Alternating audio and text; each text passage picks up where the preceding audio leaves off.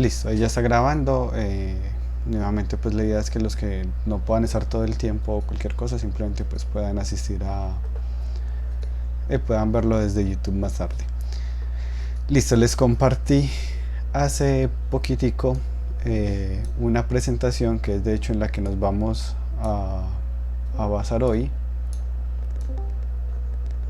y ya ya empiezo a compartir pantalla.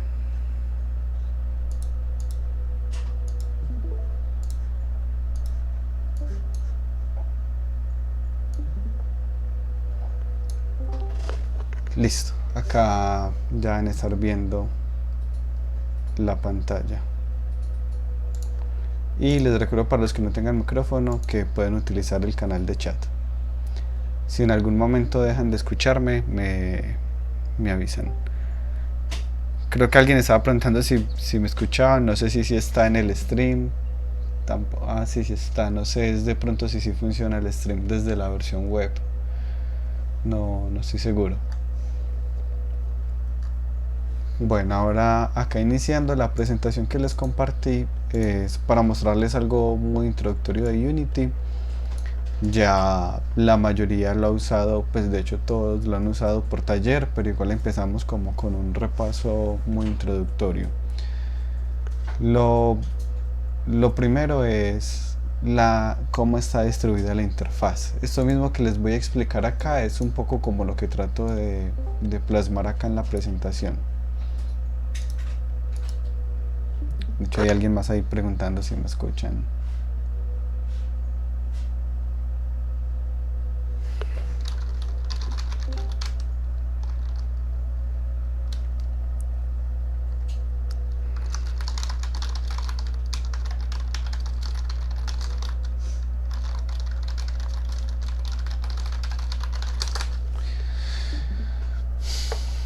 No sé si de pronto sea eso. Bueno, ahora hay cuatro ventanas que vamos a hablar rápidamente de ellas. Hay muchas más realmente. Estas cuatro son como las que voy a hablar en este momentico, que son jerarquía, escena, inspector y el proyecto. Estas ventanas ustedes las pueden distribuir como prefieran, pues no hay ningún inconveniente. De hecho, la idea es que lo acomoden siempre de modo que queden bien con ellas. Y hay otra ventanita por acá que se llama consola. La consola es de hecho la misma consola que utilizábamos con Visual Studio. Cuando por ejemplo damos control F5, que nos sale una ventana negra, eso se conoce como una consola. Unity cuenta con su propia consola, que es esta que aparece acá. Entonces, por ejemplo, acá la tengo con una distribución, pero si quiero yo puedo decir, no me gusta cómo está esta distribución, voy a ponerla como estaba por defecto, que es esta. O no, al revés, esta distribución no me gusta, voy a probar esta, o quiero ponerla de esta forma para aprovechar mejor el espacio. Ya depende de cómo la prefieran. Yo, por ejemplo, cuando me acomodo con una como esta, digamos, ya le doy guardar y le pongo el nombre que yo quiera. Dependiendo de dónde esté trabajando, que esté trabajando, yo tengo diferentes layouts. Por ejemplo, cuando estoy en mi casa, que el computador que yo tengo la pantalla es un poco más ancha que alta, es 21:9, entonces lo utilizo de esta forma. Cuando estoy en una pantalla más, un poco menos rectangular, o sea una 16:9 normal, utilizo esta distribución de acá. Pero tengo otras, por ejemplo, esta es cuando voy a crear algo que se llama Tile Rules. En esta es muy particular porque tengo dos inspectores, pero es la forma en que lo utilizo para crear el sistema de reglas. Y tengo otra cuando estoy editando partículas, que es esta de acá, en donde tengo una ventana muy grande para ver las curvas de las partículas. Creo que alguien no tiene audífonos porque me estoy escuchando. Para que por favor revise.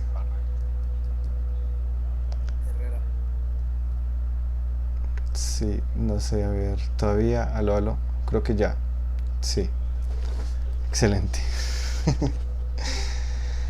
Listo, bueno, una vez encuentren como la distribución de la interfaz que les gusten, guárdenla. Igual como les digo, pueden tener varias. Por ejemplo, yo siempre que voy a trabajar con partículas utilizo este, en donde aquí la partícula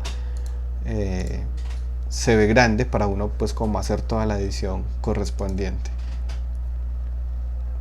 Sigamos con esta de acá.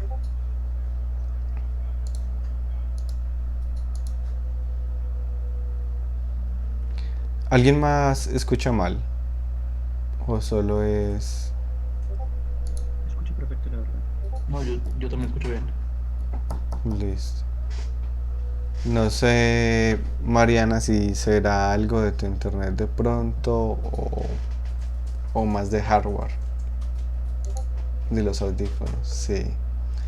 Creo que en este caso, Mariana, es un caso particular de...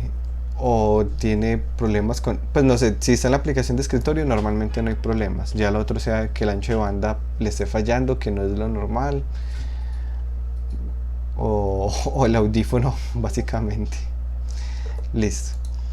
Ahora, una vez nos acomodemos con las ventanas, es muy importante que reconozcan cada una de ellas. Yo siempre me refiero a ellas por los nombres, o sea, no se fijen tanto en yo donde tengo el mouse, porque cada uno puede tener una distribución diferente, sino en cuál es la ventana a la que estoy hablando. Esta es la ventana de jerarquía, la ventana de proyecto, la ventana de escena, la ventana de juego y la ventana de inspector.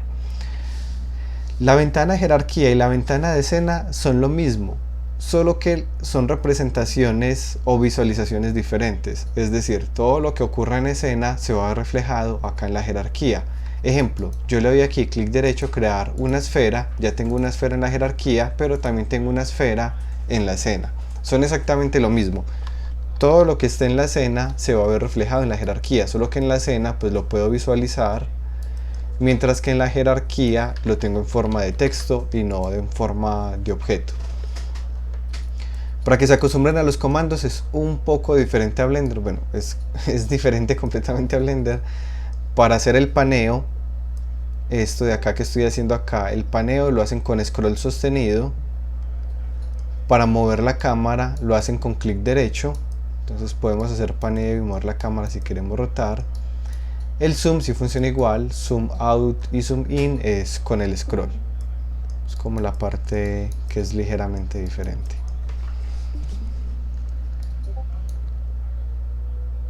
Sí, es muy diferente a Blender. De hecho, cuando uno está trabajando en Unity y luego pasa a Blender, es un poco incómodo, al menos para mí. Pues la inercia como que me demora un rato en volverme a acostumbrar a los comandos.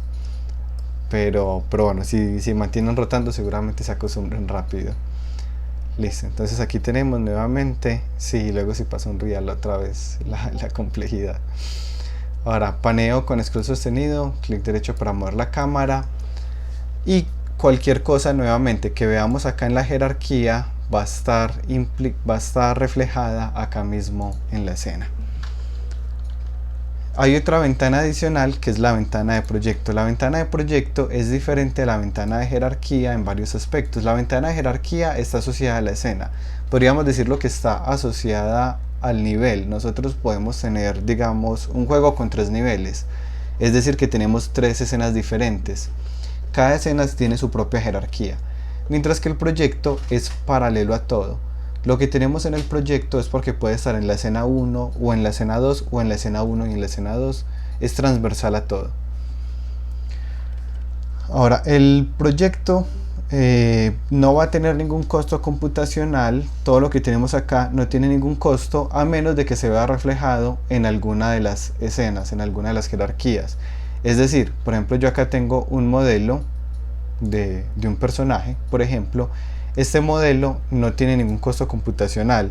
Cuando yo saco el ejecutable, por ejemplo, de esta escena, este modelo no afecta en nada el ejecutable. No es que el ejecutable vaya a pesar más o menos por yo tener este modelo acá. ¿En qué momento se ve afectado el costo en memoria o en recursos de cómputo? Es cuando yo llego y agrego acá esto. Entonces ya en este caso, como ya el personaje está en la jerarquía, que nuevamente implica que está en la escena, ahí sí hay un costo computacional y de memoria. Cuando saco un ejecutable en este caso, lo que va a pasar es que él va a decir, este personaje lo estamos usando, tengo que guardarlo en memoria en el ejecutable. Para que se ayuden a ubicar los objetos, con doble clic los pueden ubicar. E igual pues podemos hacer pues siempre como la búsqueda, lo seleccionamos y acá con doble clic los organizamos. Hay varios comandos que son muy útiles, voy a explicar algunos, pero realmente son muchos. Uno que me parece muy útil es, supongamos que ya lograron cuadrar la cámara como querían, pero la cámara la tienen organizada es acá en el inspector y no en el juego. ¿Qué tiene diferente esta ventana de inspector y de juego? Esta ventana de inspector, o de escena o de jerarquía, es lo que vemos nosotros como desarrolladores, pero esto que estamos viendo acá no lo puede ver el usuario. Lo que ve el usuario es lo que vea la cámara.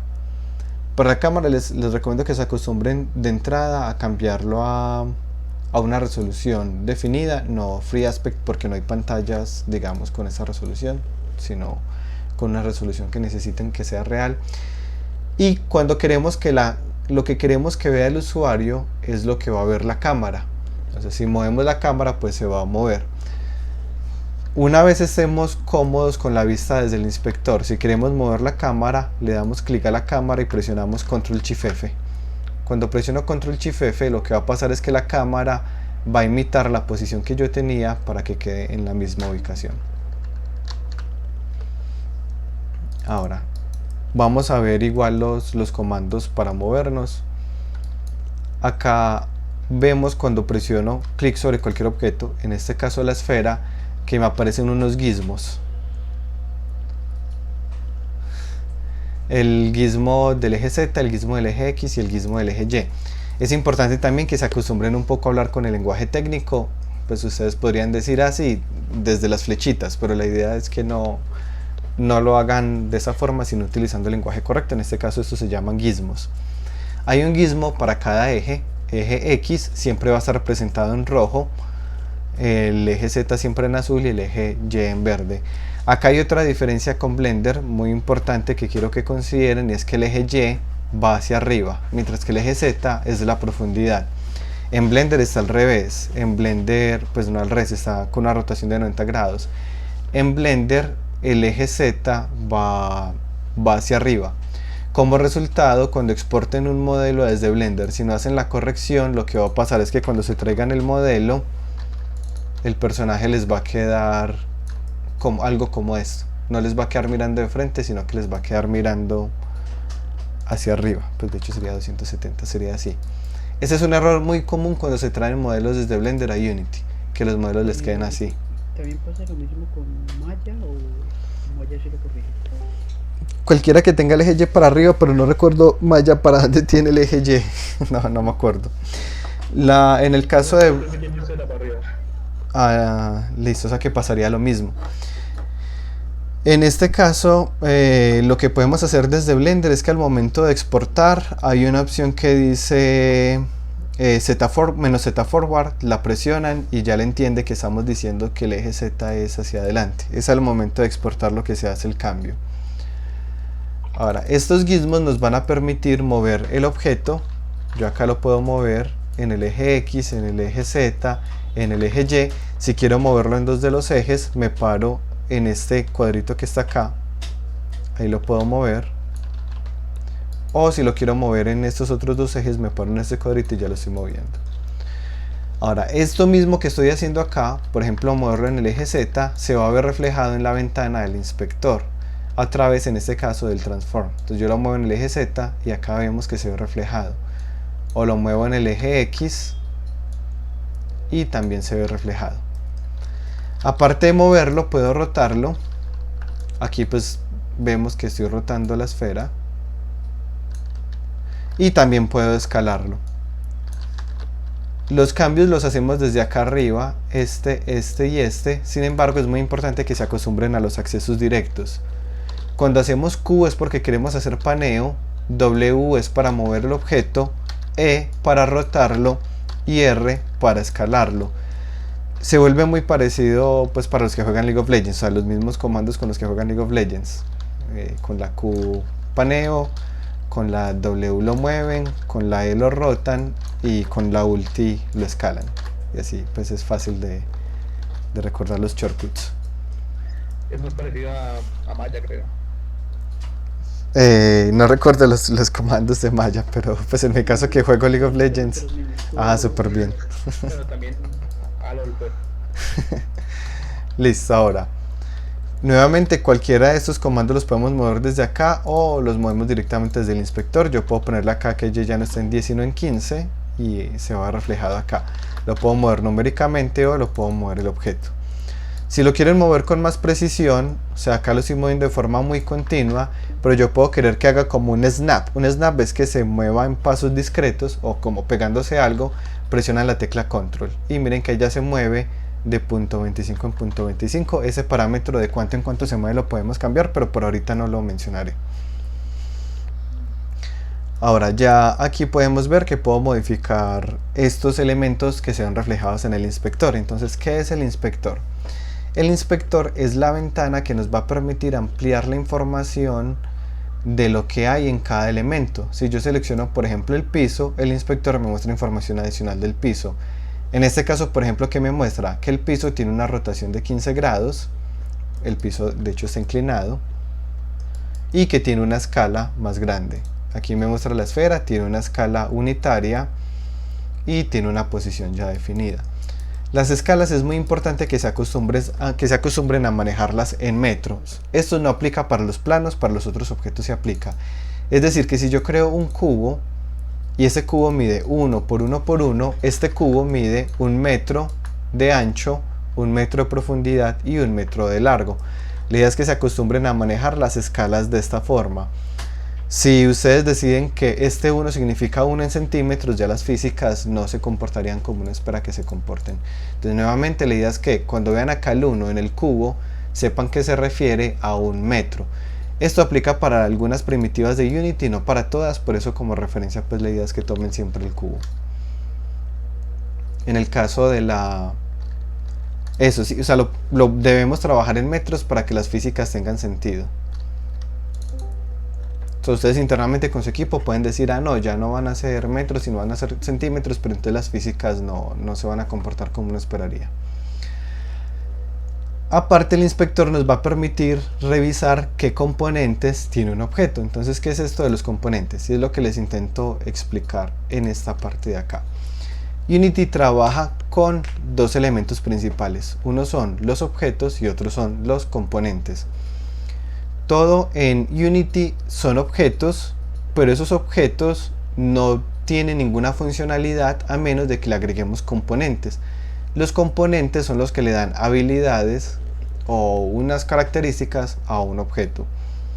Y los componentes a su vez están divididos en dos elementos, atributos y métodos. Esto de hecho es el mismo, digamos, la misma lógica que se va a trabajar en programación orientada a objetos.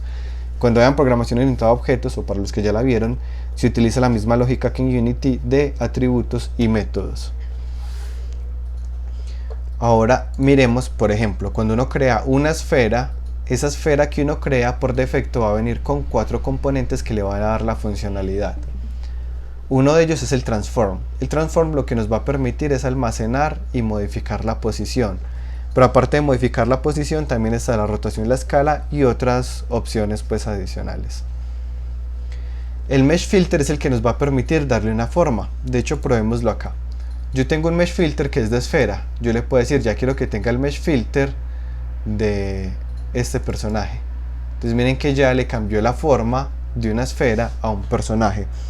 Es decir, que el componente que le permite a un objeto tener una forma en un mundo tridimensional es el mesh filter.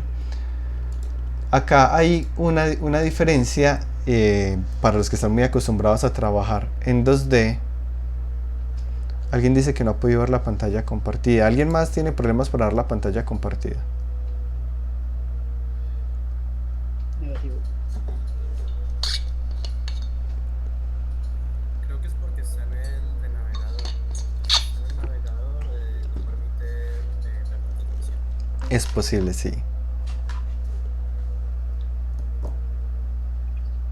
Lo tengo descargado en el compu. Y aún así no puede ver. Pues es que no me aparece como eso que le aparece al que es en directo, sino que nada más me aparece hablando, pues no Y como una transmisión ni nada. si le das clic a mi nombre, no te da la opción de unirse a la transmisión.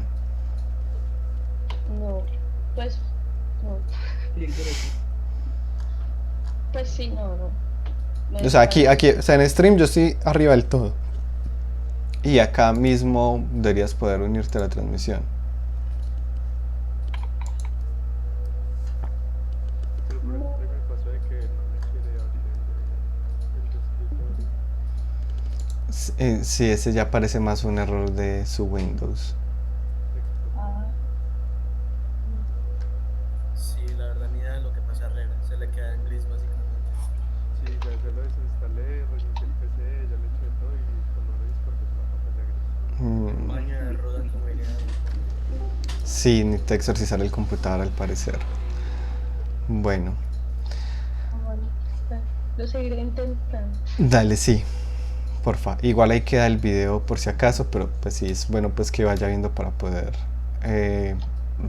pues si tiene preguntas, responderlas acá en tiempo real. Listo. Ahora miremos acá que estoy mostrando esto que vemos acá. Para los que pues ya saben de 3D, ya están más familiarizados, pero eso se conocen como los vértices. Cada objeto tridimensional está conformado por triángulos, pues que a su vez son varios vértices, y esa unión de triángulos nos forman algo que se conoce como una malla. Quiero que tratemos de hacer una analogía. Cuando trabajamos en 2D, la mínima unidad de medida en 2D es el píxel. El píxel es lo que nos permite crear una imagen. Cuando tenemos un conjunto de píxeles, pues lo que vamos a tener es una imagen. Pero cuando trabajamos en 3D, ese concepto de píxel no tiene tanto sentido, sino que trabajamos es con vértices que nos permiten formar una malla. El componente que le permite a un objeto tener una malla es este que se llama Mesh Filter, es decir, que desde acá mismo podemos cambiarle la forma, y cualquier forma que le queremos dar se la podemos modificar pues desde acá. Pues por ejemplo, ya tiene forma de cactus, o tiene forma de cono, o tiene forma de esfera, o lo que sea. Listo. Este componente, nuevamente, si un objeto no tiene este componente, pues no va a tener forma. Probémoslo acá. Voy a crear un objeto, pero este es un objeto vacío, y este objeto efectivamente no tiene forma, no tiene material, no tiene nada, porque no tiene el Mesh Filter. Acá estamos, seguimos por acá. Y viene otro componente que nos da otra funcionalidad que se conoce como el Mesh Renderer.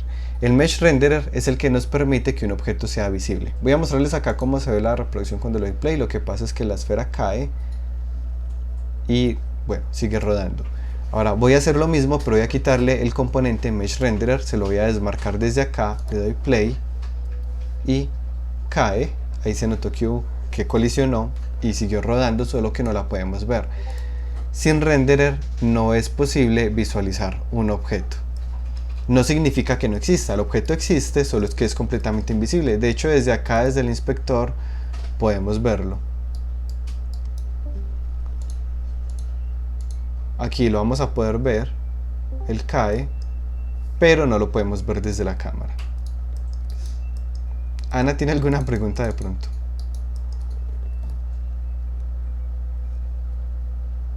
No. Bueno. Listo. Ahora ya vimos el Mesh Renderer, pasemos a otro y va a ser el Sphere Collider. Como se imaginarán, el Sphere Collider es ese componente que nos permite detectar colisiones. Así que si le quito este componente y le doy play, lo que va a pasar es que traspasó el piso.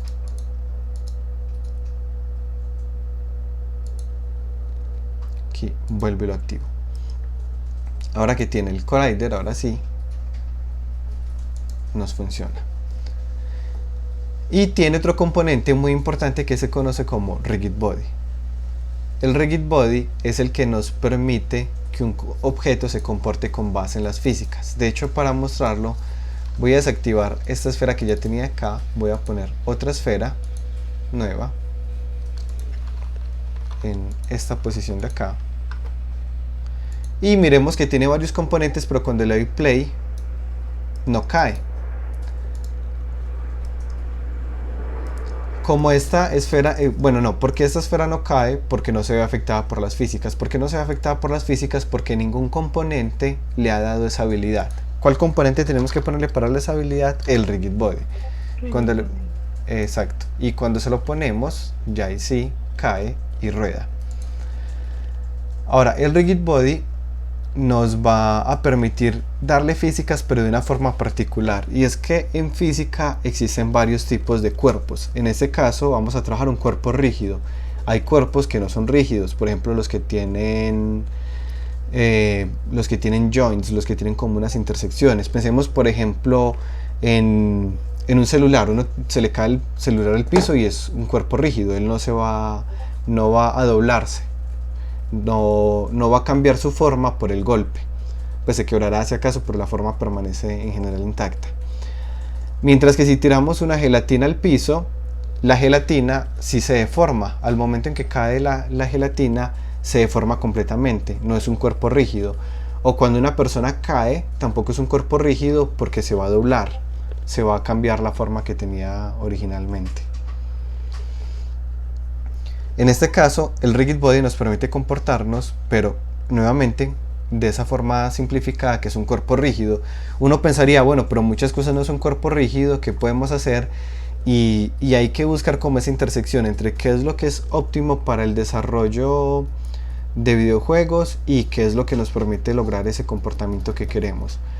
Porque por ejemplo a un personaje, a un jugador le podemos poner un cuerpo rígido y puede que cumplamos bien con todo lo que necesitamos a través de animaciones, y va a ser más óptimo que por ejemplo trabajar con ragdolls, que es lo que nos permitiría como que las físicas afecten cada uno de los huesos. Ahora acá quiero que notemos otra cosa. Voy a poner el piso sin rotación, voy a darle play y quiero que miren la colisión, y miren que la colisión es muy estática. Al momento en que él colisiona se queda ahí completamente quieto. Esto que están viendo no es lo natural, pues de hecho creo que todos lo deben percibir de la misma forma, no es natural. Y no es natural es porque en el mundo real ninguna colisión es completamente inelástica. Siempre que vamos a tener una colisión va a tener elasticidad, es decir, si dejamos caer una pelota, parte de esa energía potencial que él tenía la energía potencial que él tenía se convierte en la energía para caer, pero al momento en que colisiona hay una energía que todavía existe y lo que va a hacer es que la va a tirar hacia arriba. Si no es una pelota, sino, mismo ejemplo ahorita, una gelatina, la gelatina no rebota, pero sí lo que pasa con esa energía es que la hace, digamos, explotar hacia los lados. Así que siempre en la naturaleza vamos a pensar en objetos que no tienen como comportamientos completamente inelásticos. O sea, nada puede como frenar completamente en seco por la conservación de la energía. Sí, en este caso sí, de la energía cinética.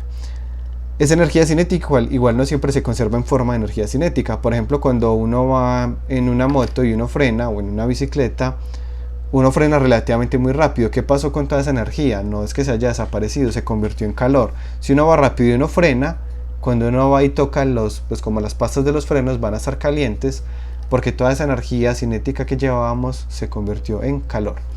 Pero acá es muy raro porque estamos viendo una esfera que cae y que la energía simplemente no se conservó, desapareció. Para evitar esto, lo que vamos a hacer es que vamos a crear un material que se llama material físico. Entonces voy a darle acá, crear Physics Material. Le voy a poner a este goma para el ejemplo y vemos que tiene tres parámetros, que son la fricción dinámica, la fricción estática y la reboticidad. Pues la palabra no existe, pero sería como algo así que uno la traduciría. La capacidad de rebote es un valor que va de 0 a 1. Si está en 0 es porque no rebota nada, si está en 1 es porque rebota bastante. Hay dos tipos de fricción. La fricción estática es qué tan difícil es empezar a mover un objeto cuando está quieto. Por otro lado, pues si es una esfera es muy bajita. Y por otro lado, la fricción dinámica es ya estando en movimiento, qué tanto le cuesta conservar el movimiento, que en el caso de una esfera lisa pues va a ser aproximadamente 0. Esto va a depender obviamente del tipo de material. Si es una esfera de hielo es muy lisa. Si es muy pesada, al más de 1 no, nunca pasa de 1. O sea, el máximo valor que nos permite es 1. O sea, esto está normalizado, se refiere como al 100% de capacidad de rebote. Ahora pongamos acá el de goma a esta esfera que acabo de crear. Y cuando le doy play, vamos a ver que ya no es inelástico, sino que efectivamente empieza a rebotar. Porque hay una conservación de la energía. ¿Podría repetir por favor el nombre del componente? No es un componente. Desde el proyecto le damos crear material físico. Exacto, Physic Material. Y acá ya lo modificamos.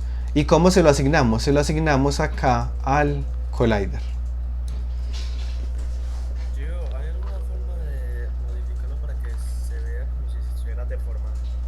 No, ya eso sería por animación o por shaders. Con un Vertex Shader se puede hacer eso.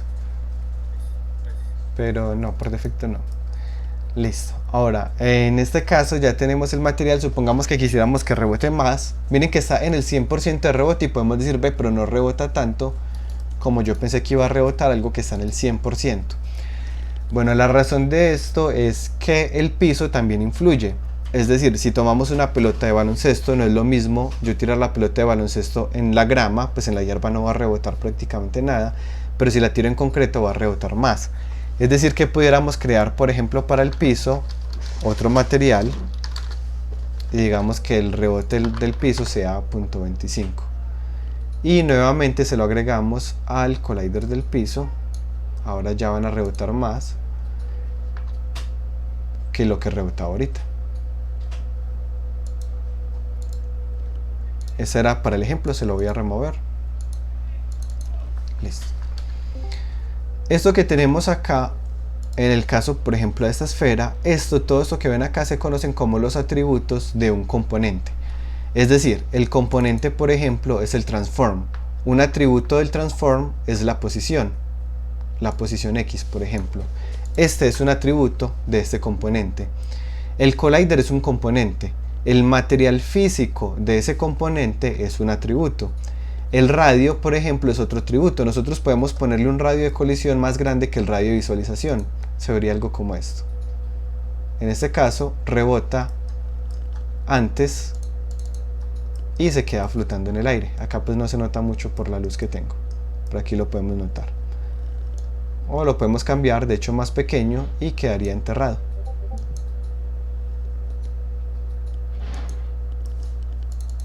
Listo, dejamos esto como estaba. Este estaba en 0.5.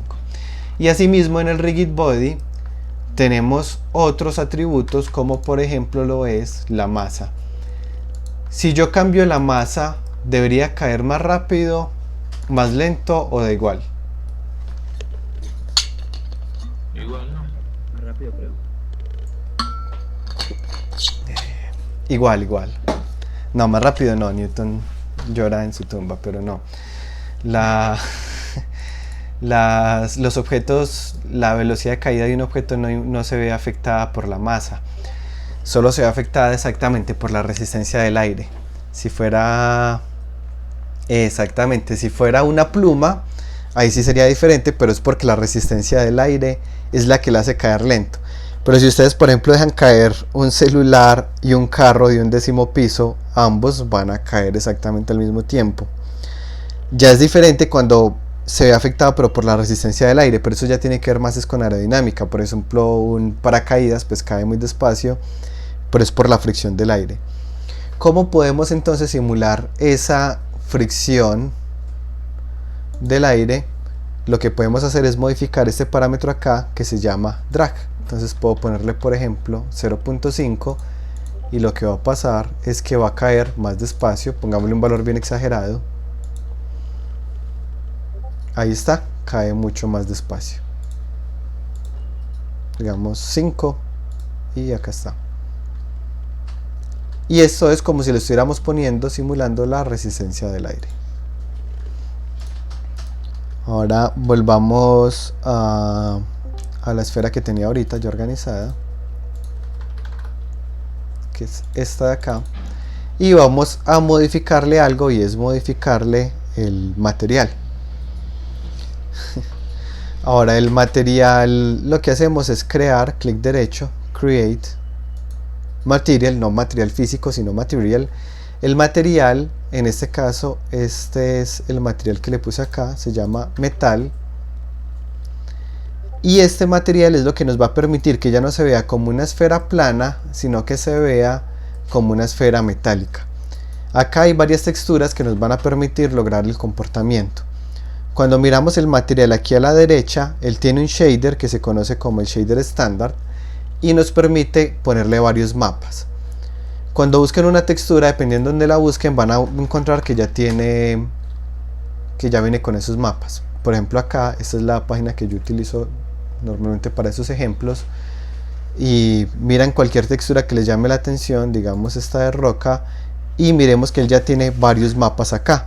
La pregunta es, bueno, después de descargar estos mapas, ¿cómo se los ponemos al material?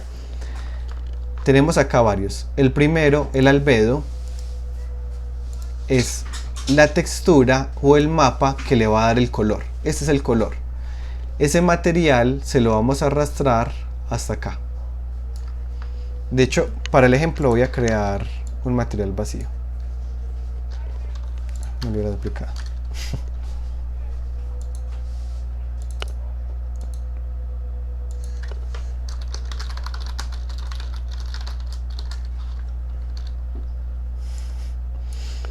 Entonces aquí está el material y le voy a decir acá que la textura que va a tener, miren que puedo hacerlo de dos formas. Le doy clic acá al circulito y selecciono cuál textura, o le arrastro directamente la textura hasta acá. Albedo también se conoce como diffuse, entonces la van a encontrar como la textura que diga diff. Y aquí ya es como se ve la textura, pero miremos que se ve diferente a como se veía ahorita. Se ve muy diferente por varias razones. Pero antes de seguir con esa parte les quiero explicar este parámetro que se llama metallic y este parámetro que se llama smoothness. Lo que nos permite este parámetro que se llama metallic es qué tan metálico o qué tan poco metálico es un material. Si está en 0 es porque el material no es para nada metálico, por el contrario es un dieléctrico, que sería, abro comillas, lo opuesto a un metal. Y si está en 1 es porque es 100% metálico. Podemos pensarlo, es muy parecido a cómo funciona la electricidad. Normalmente los materiales conductores son más metálicos y los materiales dieléctricos, que son aislantes, no son metálicos. Entonces podemos moverlo como entre dieléctrico y metálico con este parámetro de acá. Acá, como vemos, ya sería un material muy metálico. Pero hay diferentes tipos de metal, es decir, la forma en que refleja la luz un balín nuevo que esté muy pulido es diferente, porque el balín que esté nuevo se va a ver, voy a quitarle la textura para este ejemplo, le voy a poner un color, se va a ver algo como esto. Un material que esté muy pulido, pensemos en que tenemos un balín completamente liso que lo acabamos de pulir, va a reflejar la luz de forma muy precisa. Mientras que un material que sea más rugoso no la va a reflejar de la misma forma. Pasaría algo como esto. No lo haré muy detallado, pero es algo como esto. Tenemos acá una superficie, que sería esta superficie de acá. Si la superficie es lisa, lo que va a pasar es que va a venir la luz, viene por acá, varios rayos de luz. Los rayos de luz son derechos, pues si lo ven torcido es ya por mi mano. Y los rayos de luz van a reflejarse. Algo como esto. Pero ¿qué pasa si el material no es pulido? Si el material, en lugar de esto, sí, esa sería la reflexión. Si el material es rugoso, si el material al hacerle zoom se ve algo como esto.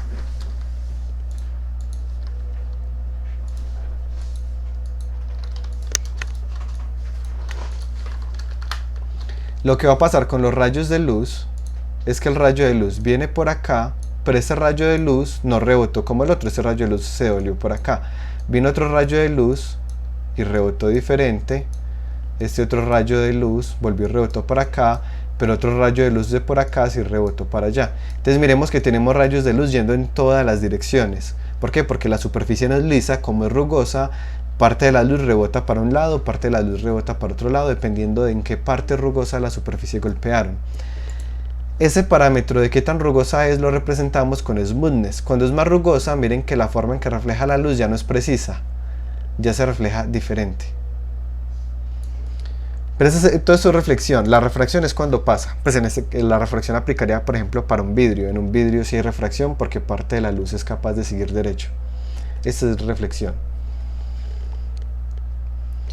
Ahora, ¿qué pasa cuando queremos que un objeto sea metálico? Sí, pero que no sea metálico en todas sus zonas. Entiendo. Listo, acá. ¿Qué pasa si yo no quiero que sea metálico en todas las partes, sino que yo quiero que estas partes de acá, por ejemplo, las partes que están menos oxidadas sean más metálicas y las partes oxidadas sean menos metálicas? Lo que podemos hacer es crear un material que nos indique con blanco qué zona es metálica y con negro qué zona no es metálica. Este es el mapa de qué tan metálico es algo. Hay dos formas de trabajar el mapa. Una forma es specular y otra forma es metallic.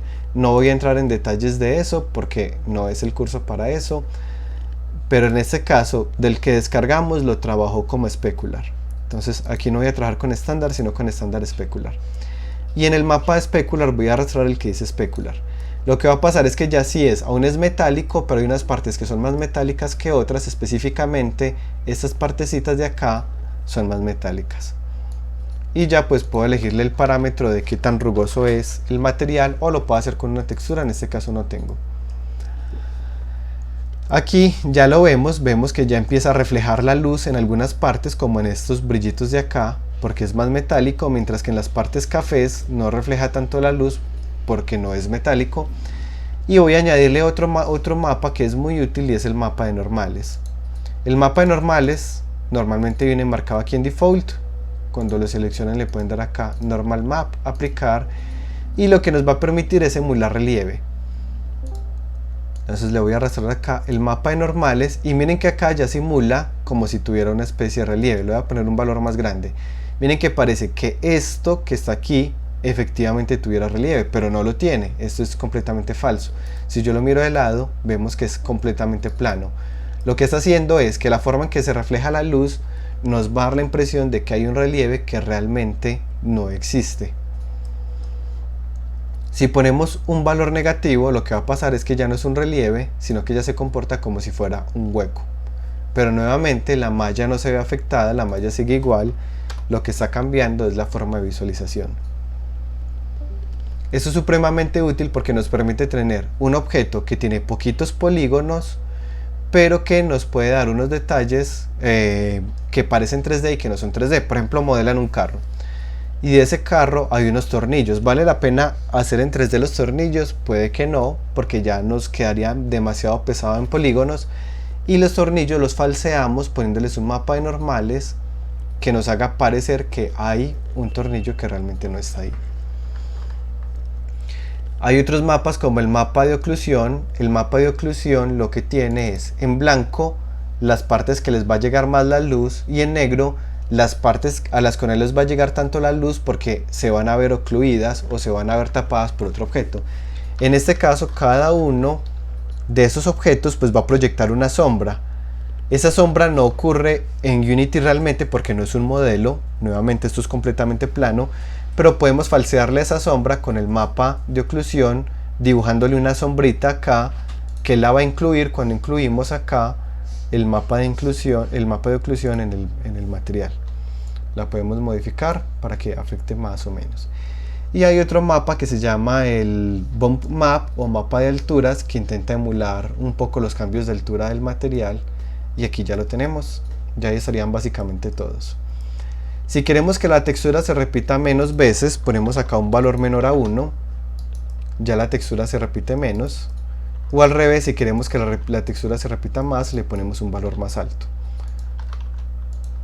Esto no necesariamente va a quedar bien. De hecho, si miramos arriba notamos que queda extraño, pero es porque no tomamos una textura que fuera hecha con base en el mapa V de esta esfera. Entonces es lo normal. Por ahora, para el ejemplo lo usaremos así, pero vamos a entender que si lo queremos hacer sobre un modelo 3D, pues dependerá de cómo haya sido hecho su mapa V, la forma en que se va a poner la textura, que cuando vean 3D pues va a quedar mucho más claro eso.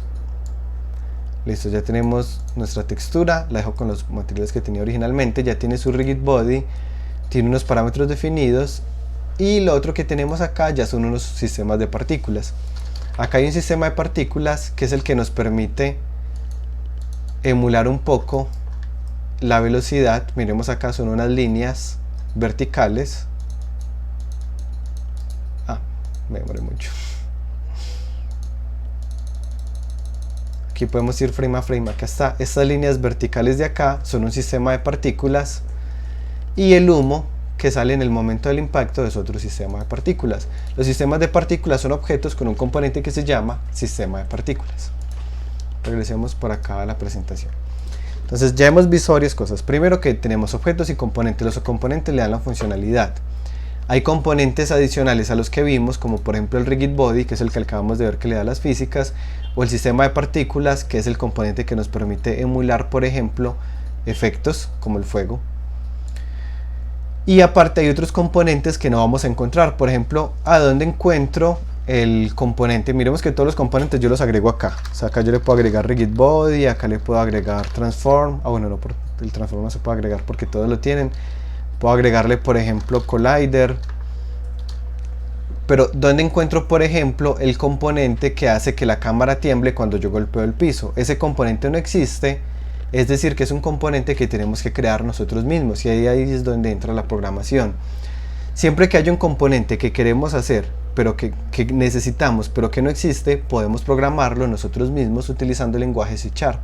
Entonces acá, por ejemplo, si miran, esto es C# y es la forma en que está programado ese rebote que ocurre, ese temblor de la cámara que ocurre al momento del impacto. Y en mi caso, pues le creé unos atributos específicos, que es, por ejemplo, que tanto va a temblar. Le pondré acá que tiemble mucho más, digamos un 2, y que tiemble durante 0.5 segundos. Y ahí está, pues ahí quedó obviamente súper exagerado.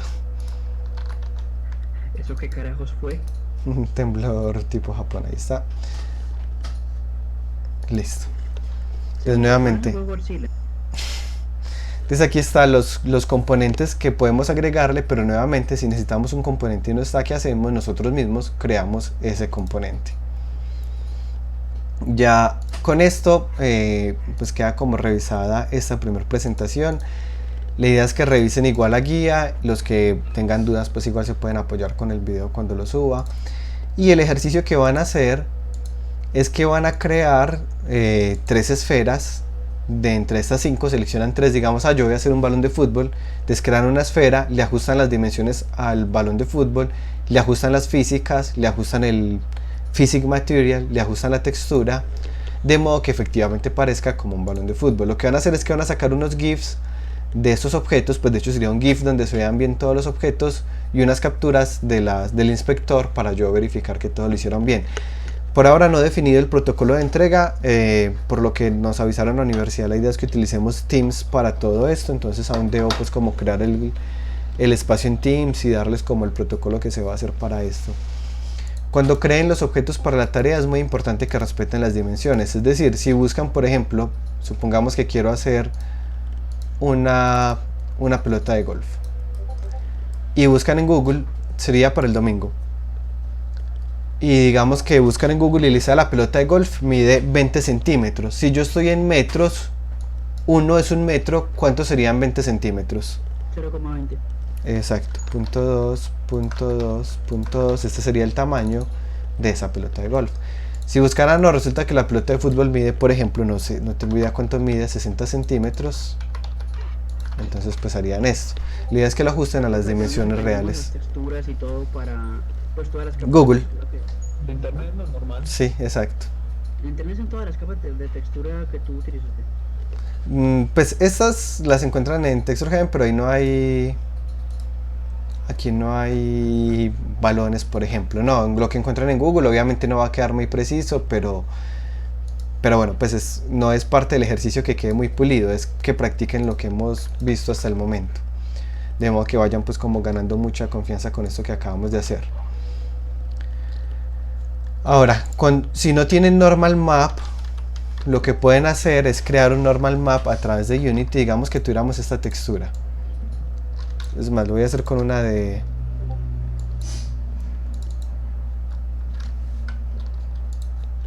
Busquemos textures.com.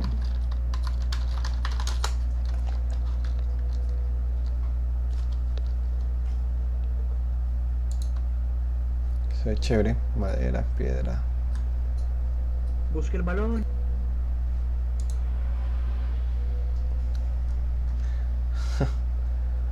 No sé si haya, ahora hay plástico. Pero bueno, en ese caso no sé si haya... Ah, bueno, igual para el ejemplo les voy a mostrar eso. Pues que digamos... Está excelente la página, gracias al arte. Cualquier textura. La textura pues idealmente es una foto desde la vista superior, sin luz. La mayoría tiene luz, esto pues no se utiliza realmente en una textura. Probemos esta, no hay garantía de que vaya a funcionar bien. La voy a guardar desde acá directamente. Lo ideal es que dividan el proyecto por carpetas. Miren que yo acá tengo una carpeta que se llama texturas, otra que se llama materiales, otra que se llama modelos. Esto lo vamos a ver con más detalles más adelante, pero de entrada es bueno que se vayan acostumbrando.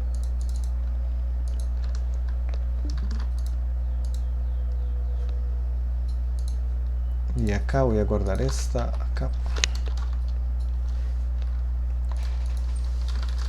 Yo llevo bastante rato sin tocar Unity, así que me voy con Recorderis.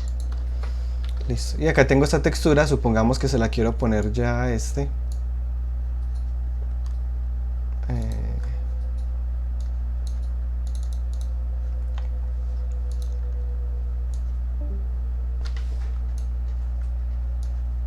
Aquí está. Y bueno, todavía sigue con el normal map anterior. Voy a cambiarlo. Pero en este caso pues no tenemos el normal map de esta pelota de baloncesto. Entonces lo que voy a hacer, bueno, esto sería mucho menos acá. Lo que voy a hacer es que voy a crear un normal map a partir de la textura. Entonces voy a duplicar la textura, le cambio el nombre y acá le digo que esto es un normal map, le digo que la cree de escala de grises, aplicar, en este caso lo voy a cambiar a smooth, aplicar, y ya en este se lo arrastro el normal map y ya miremos que pareciera que esto efectivamente es un relieve. Le pondré digamos quería negativo. Listo. Y ya aquí podemos modificar igual los parámetros. Aquí está supremamente fuerte y aquí la puedo poner menos fuerte.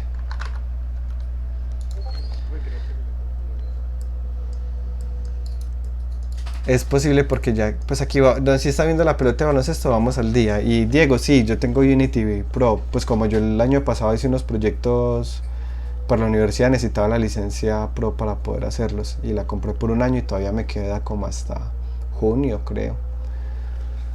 Entonces sí, por eso es que la interfaz mía se ve pues como en gris oscuro y no en gris claro. Y acá ya tengo la pelota, bueno, ahí ya está la tarea asignada. Si tienen alguna duda, este es el momento porque ya casi inicia el otro stream. Para el script que hace que la cámara se mueva. Sí, pues todavía cuando hemos visto programación, entonces sería un poco rápido mencionar ese. Ah, ok, o sea, para la parte de la bola de cañón no es No es necesario, exacto. Profe, lo que Realmente hay tres pelotas diferentes, ¿cierto? Sí, son tres. Y alguien preguntó algo más, pero no alcancé a escuchar. ¿Qué dijo? Profe, una pregunta. Sí. Lo de los mapas, o sea, cuando uno descarga la textura, ¿se supondría que vendrían con los mapas o...? Depende de dónde la descargue. Aquí, por ejemplo, mira que el de básquetbol no venía con mapas. Entonces solo le agregué dos. Solo le agregué el albedo, que es la textura como tal, y el normal map. Pero mira que el normal map tampoco lo tenía, sino que lo creé. Y los otros mapas que son especular y estos no los tenía, no hay problema, pues por la tarea no hay problema. Si los encuentran bien, si no los encuentran no hay problema. Y lo de las dimensiones es que las dimensiones están en metros. Ahora sí, perdón, interrumpí a alguien. ¿Qué me iba a decir? ¿El próximo stream de qué es? De Inverse Kinematics. Ah, ok. Bueno, que de hecho pues lo tendré que poner 15 minutos más tarde porque tengo que descansar la garganta un momento. Ahora, las dimensiones es que este 1 se refiere a que está en metros. Entonces, o sea, de hecho, para que lo veamos de forma un poco más consciente, voy a poner acá el personaje. Ah, sí, pregunta. ¿Cuándo vas a subir este video a tu canal? Pues yo los videos los pongo después de que haga el segundo stream. Pues no lo puedo poner a subir ahí mismo porque entonces me afecta la latencia del segundo stream. Cuando acabe los dos streams lo pongo a subir y se demora normalmente 2 horas, más o menos a las 3 de estar subiendo, porque se demora casi 2 horas subiendo. Pues porque el internet que tengo es de subida, es como de 8 megas, no es, de subida no es tanto. Listo, entonces miren que así que yo le digo a la esfera que es de 1 metro, no parece tan grande, ¿cierto? Pero miremos esta pelota de baloncesto cuánto mide respecto a un humano y miren acá. Ahora piensen alguien jugando baloncesto con esta pelota de acá, ¿cierto? Miren que sería, pues no tiene mucho sentido. Listo, entonces realmente no debería ser así, debería ser mucho más pequeña, pero el valor que van a utilizar no quiero que sea aleatorio, sino que buscan en Google. Le preguntan a Google, Google, ¿cuánto mide una pelota de baloncesto? Supongamos que Google les diga, ah, mide 30 centímetros, ¿qué hacemos? Le ponemos acá 30 centímetros. Y ella me quedaría con las dimensiones correctas respecto a un humano. Entonces la tarea es hacer como 3 bolitas de... 3 peloticas, exacto. Uy, se Pero volvió a sin quitar el temblor. animación ni nada de eso, ¿no? Solo con gravedad, o sea, lo que yo quiero ver es básicamente Que rebote. que rebote y que no rebote igual por ejemplo acá hacen la de cañón, la de fútbol y la de baloncesto. La de baloncesto no va a rebotar igual que la de cañón, por ejemplo. ¿Y lo de las partículas? No, eso para nada, no se necesita. Simplemente era para explicarles que existe este componente. Esto Pero es... digamos que si queremos le podemos meter partículas si las encontramos por ahí, porque why not. Sí, sí, claro. Sino que las partículas uno mismo las hace, pues... Bueno, también hay paquetes obviamente de partículas, pero sí. Pero pues igual no se preocupen que hay todo un curso dedicado a aprender sobre este tema de partículas, entonces no hay que preocuparse de eso. ¿Cómo se llama? Ese es programación gráfica, Oh, que es el que está aquí en el canal de VFX, donde algunos han compartido. De hecho, Esteban Olarte, que es el que estaba participando ahorita, estuvo pues en el curso y fue el que subió el efecto y hace poquito, ya no lo encuentro. Bueno, que es, digamos, parte de lo que se aprende en el curso. Pues obviamente cada uno tiene que poner de su parte para poder lograr hacer efectos.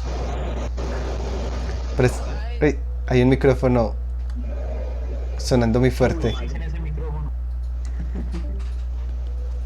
Eh, ¿Por ahí ya terminamos?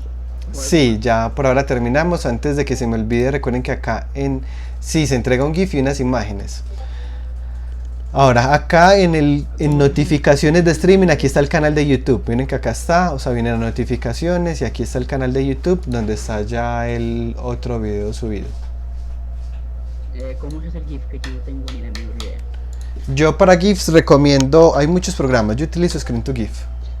Screen2GIF lo que me permite es darle grabar y yo grabo lo que sea que esté pasando en la pantalla. Si miran la presentación, las presentaciones mías, pues normalmente yo incluyo muchos GIFs en mis presentaciones. Por ejemplo, eso es un GIF para poder pues como incorporarlo con la diapositiva. Y las imágenes, pues Windows ya tiene un sistema para grabar pantalla, lo sacan con Windows Shift S, seleccionan la parte y ya, digamos, quiero recortar esto y ya aquí le queda guardado. Ok. ¿Y Bueno. cuándo se entrega? El domingo. Listo. Veo Listo, poquitas bueno, personas, pero bueno, listo. Listo, ya lo voy a escribir ahí en el chat. Terminaré la grabación.